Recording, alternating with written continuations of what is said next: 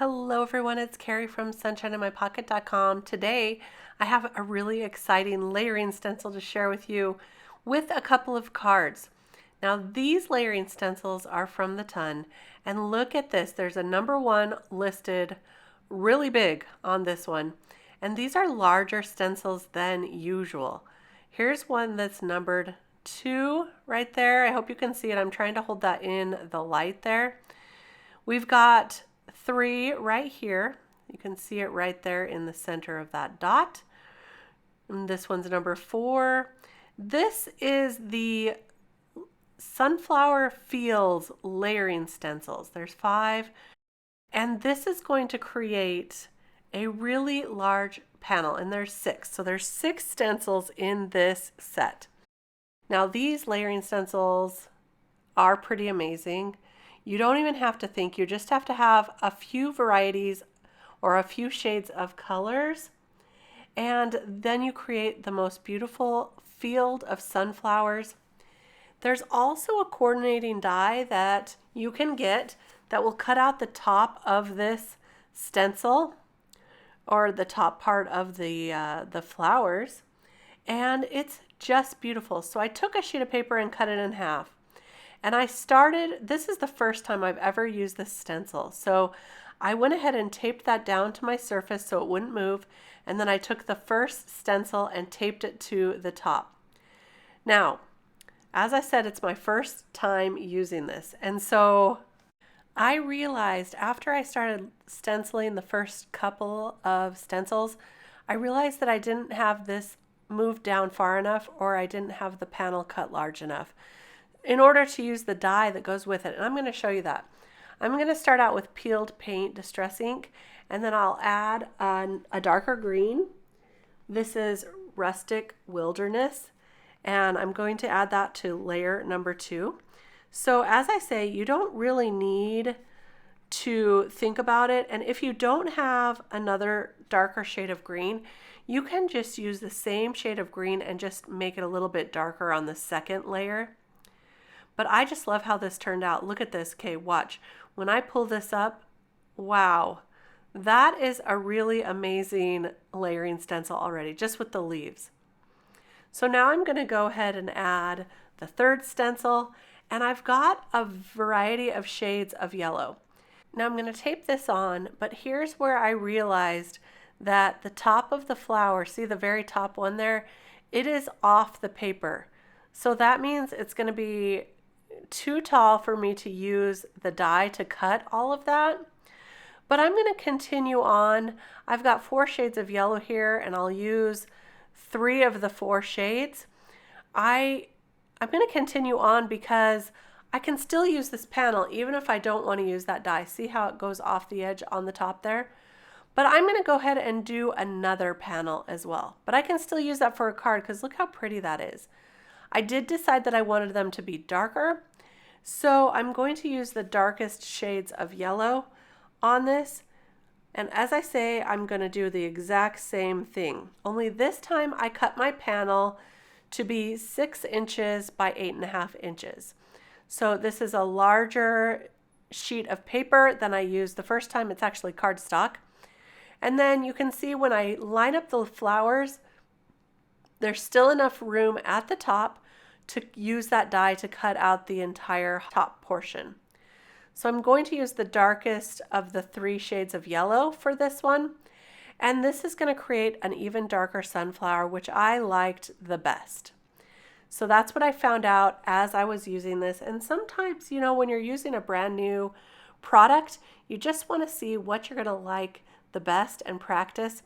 But the cool thing is when I'm doing a stenciling session, I'm going to get 2 cards out of this. So here's the 4th stencil, and this time I will they're pretty easy to line up. You can really tell where they belong by lining those leaves up, which is why it's a really good idea to do those leaves first, and then you can line the flowers up really great. I'm going to use a second piece of tape to hold down the bottom portion. And as you can see, I did not use pixie spray or anything on this. I just taped it down, and I'm kind of holding it with my fingers. I think it worked just fine, but you may like having a little more tape, or you can use a stencil mat or a grip mat or whatever you have that you like to use for stenciling. I might like my magnet board for this as well, but this worked out just fine for me. Just taping down the first panel and then taping the stencil over the top.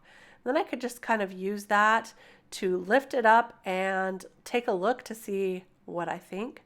And look at how pretty this field of sunflowers is turning out. All right, this is the last flower stencil, and then we just have the insides of the flowers to do after this. There's our sunflowers. Now I'm going to go ahead and use two different shades of brown, a lighter brown, and then I'm going to use a darker brown, and this is for the insides of those sunflowers. As you know, they are beautiful. I love sunflowers. We used to see them every summer in California when we go pick strawberries. They also had a sunflower field there. Here's where I'm going to add the darker shade of brown underneath each of the sunflower openings there in the center. That's just to give it a little more shadow, a little more interest. So that's just what I like to do, but look at the result. It's just beautiful. So now I can take this off and go ahead and attach the die to cut this out. And I will trim it down just a little bit as well and cut the panel in half at the 4 1/4 inch mark. And that's going to create an opportunity for us to create two different cards.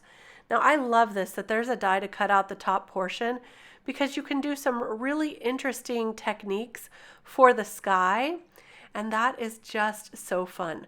So for the first one, I decided to use some peacock feathers, and the peacock feathers is going to be the sky on the first card. And then for the second card, I wanted to do kind of a sunset look. So I'm using 3 different shades of distress inks to create that sunset look over these beautiful sunflowers. So I started creating this one with picked raspberry, wild honey, and orange marmalade. And I made it a little too dark. I wanted it to have more pink to it, so I went ahead and redid that with just the picked raspberry and wild honey. And that created the sunset I was looking for. It's very, very bright and vibrant. Gorgeous. Now I'm not going to leave it just like that. I am going to add some more interest, and also these sentiments from the ton. This is their sentiment set, which has a matching die, and you stamp all of the sentiments at once and die cut them all at once. It's a beautiful idea, and it's so great because you'll have all kinds of sentiments to choose from for your cards. For this one, I'm going to add a sunburst stencil to the top with the same peacock feathers ink, and I'll just stencil that right over the top, and look at that. We've got a beautiful sun ray look to this card. So let's go ahead and put this one together. I am going to use some liquid adhesive to glue these together, and then I will use some thin foam tape to pop that sentiment up over the top to get the dimension that I'm looking for. Now I love the idea of using this stencil with a shaker card as well to make the top part a shaker. That would be just beautiful. An over the edge shaker. That may be my next project. I'll add that sentiment there with some tweezers, and then for this one I'm going to use this Tim Holtz stencil, and I will stencil the same colors over this one also. So it's a nice tone on tone look. It adds a little bit of interest and texture to the card without being too much. So again, the wild honey over the top there, and I needed to add just a little bit more to make that show up. There we go, that's nice and subtle. So we'll put this card together the same way, just using liquid adhesive. You could also use some foam tape if you wanted to. And then we'll pop up that sending hugs sentiment on this one with the same foam tape, that nice thin foam tape. Use my tweezers to place that down and then put this together on the card, just like that. So look how fun and bright and happy these are. These would bring a smile to someone's day. I love them. I hope you do too. I think the sunflowers are very happy and they bring so much cheer. So I hope you enjoyed this project today. If you did like this video, please give it a thumbs up. It really helps me out. And don't forget to subscribe to the channel. I'll be back with more card making inspiration very soon. Until then, happy crafting. Bye-bye.